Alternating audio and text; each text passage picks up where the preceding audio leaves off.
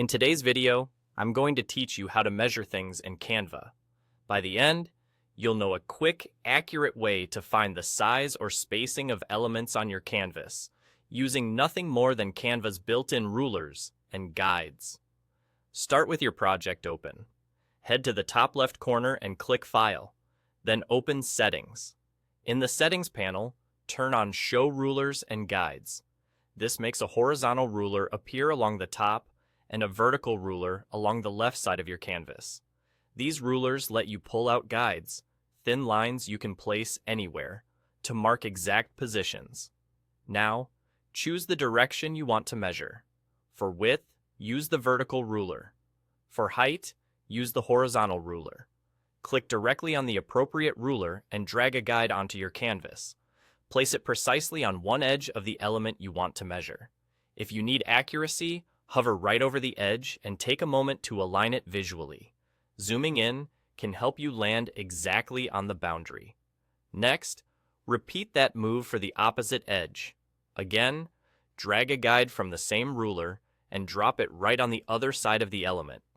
With both guides in place, hover your cursor over each guide to see its position. Canva shows you the coordinate of that guide in pixels. For a vertical guide, it's the X position from the left. For a horizontal guide, it's the Y position from the top. To get the measurement, simply subtract the lower value from the higher value. This difference is the distance between the two guides in pixels, which is the dimension you're measuring.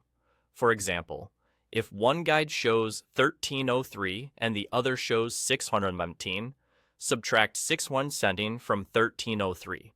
That gives you 686 pixels. Always subtract the smaller number from the larger one to keep the result positive and easy to read. If it helps, jot down the two values or use a quick calculator to avoid mistakes. A couple of quick accuracy tips as you work.